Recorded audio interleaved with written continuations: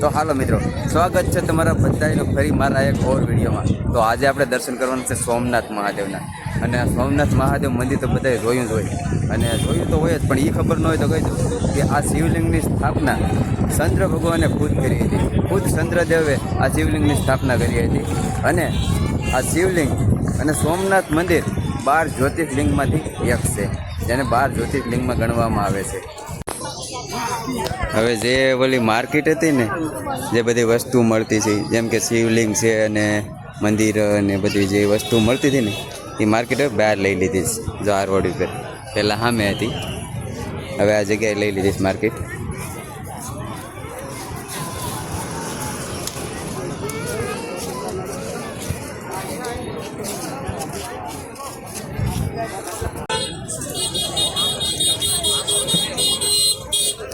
તો આ કાંક માર્કેટ છે, જો કેવો સરસ સરસ મંદિર છે સોમનાથનું। અને આ મૂર્તિ તો તમને ખબર જ છે, વીર હમીરજીની છે। જે સોમનાથમાં ચઢાઈ કરી હતી ત્યારે વીર હમીરજીનું અવસાન યુદ્ધમાં જે વીરગતિને પ્રાપ્ત થયા હતા, એ વીર હમીરજીની મૂર્તિ અહીંયા છે। અને વીર હમીરજીનો પાળિયો પણ અંદર છે સોમનાથમાં। જો કે અંદર મંદિરમાં મોબાઈલ લઈ જવા નથી દેતા, એટલે હું તમને નહીં બતાવી શકું, બાકી અંદર છે વીર હમીરજીનો પાળિયો, જ્યાં પૂંજાય છે। સોમનાથ મંદિરની સામે સામું છે, ક્યારેક આવો તો જોજો। અને જો આ માર્કેટ અહીંયા હતી ને, આ ચોખ્ખું કરીને બધું અહીંયા લઈ લીધી માર્કેટ। બહુ સરસ કામ કર્યું, બહુ સરસ જગ્યા કરી નાખી છે। પ્રવેશદ્વાર એકદમ ચોખ્ખું કરી નાખ્યું છે।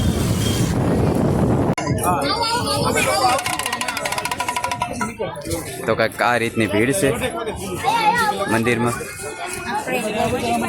અંદર જઈએ મંદિરમાં પછી ખબર પડે। જોકે મોબાઈલ બધું બહાર મૂકવાનું રહે આપણે। આજ કોઈ તહેવાર નથી, કોઈ વાર નથી, છતાંય ભીડ જો।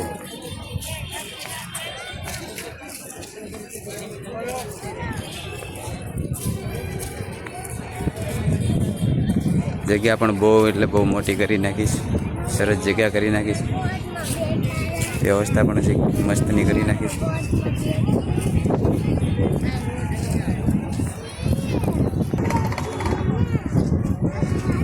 તો મંદિરમાં તો વિડીયો શૂટિંગ અલાઉડ નથી, એટલે પહેલાં હું દર્શન કરી આવું, પછી આપણે ઘણું બધું હજી તમને બતાવવાનું છે। એટલે વિડીયોમાં બનાવી રહેજો સેટ સુધી। આજનો વિડીયો કંઈક ખાસ બનાવવાનો છે આપણે, એટલે વિડીયોમાં સેટ સુધી બનાવી રહેજો। જો અહીંયા બધું જમા કરી દેવાનું છે, મોબાઈલ ને બધું, અને પછી જવાનું છે અંદર।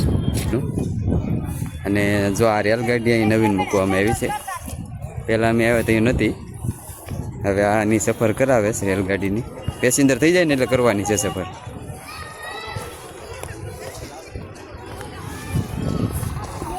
જગ્યા બહુ સોમનાથ સરસ કરી નાખી છે। આ બધી જગ્યા ખાલી છે, જો ગમે એટલું માણસું હોય, ગમે એટલા ભક્તો, કોઈ જાતની ભીડ નહીં થાય ગમે ત્યારે। શ્રાવણ મહિનામાં વાત અલગ છે, શ્રાવણ મહિનાના સોમવાર હોય ત્યારે વાત અલગ છે। બાકી જો ટ્રેનમાં બેઠા છે લોકો, હવે પૂરા પેસેન્જર થાય એટલે ફરવા લઈ જાય। ક્યાં ફરવા લઈ જાય તો મને નથી ખબર। તો હાલો તમને આપણે મંદિરના દર્શન કરાવી દઈએ।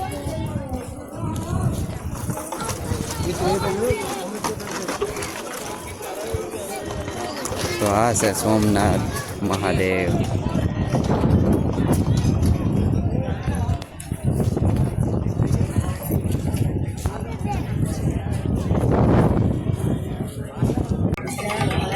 હાલો સોમનાથ મહાદેવના દર્શન કરી ને હવે આપણે જઈએ છીએ સમુદ્ર દર્શન પંથ તરફ।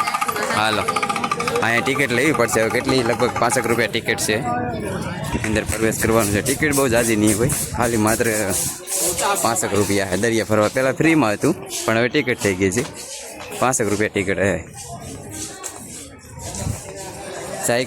સાયકલિંગના ચાર્જ છે 20 રૂપિયા, કપલ સાયકલિંગના છે 40 રૂપિયા।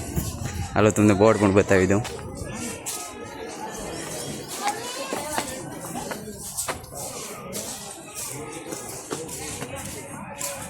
કેટલી દેખાડતા ટિકિટને શું લીધું? 2 ના 5 રૂપિયા લીધા। કેવું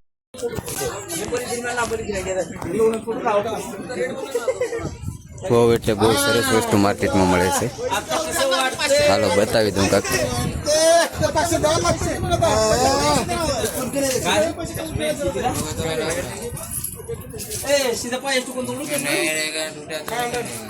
મિરર બહુ જોરદાર છે. હાલો આગળ આપણે દરિયો જોવા જવાનો છે. ત્યાં હનુમાન દાદાની મૂર્તિ પણ બહુ સરસ છે.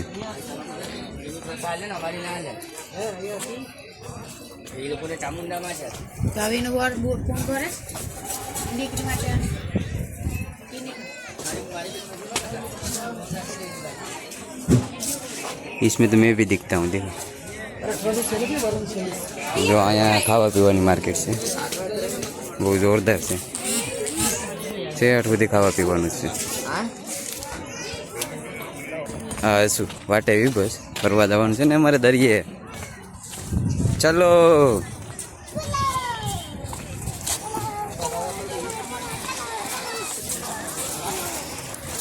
હા હનુમાન દાદાની મૂર્તિ બહુ મોટી મૂર્તિ છે અહીંયા દરિયાને કિનારે. ઓ ને સાયકલિંગ જો અહીંયા આંકવાનું છે. અહીંયા આપણે સાયકલિંગ આંકી શકીએ. આ બધે સાયકલિંગ આંકવાનું છે. સાયકલ તો હોય તો ને.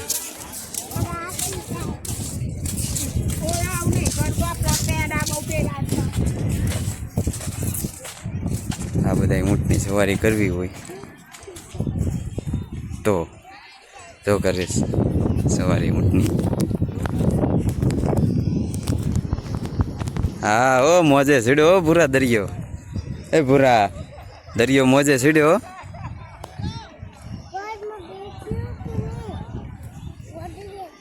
બે હું એટલા હાંડિયામાં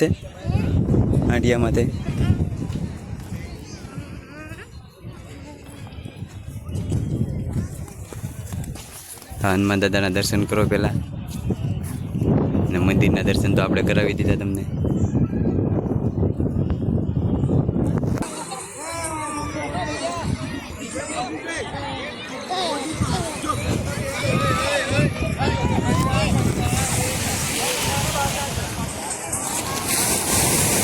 તો આ કાંક છે દરિયાનો નજારો, દરિયા કિનારે.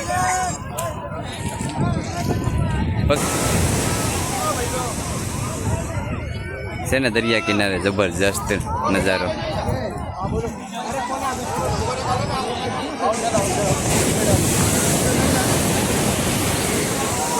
તો આવી કાંક મોક્ષ છે સોમનાથના દરિયા કિનારે. ઘોડા પણ હાંકો હોય તો ઘોડા પણ તમે હાંકી શકો. રાઇડિંગ કરવી ઘોડાની તો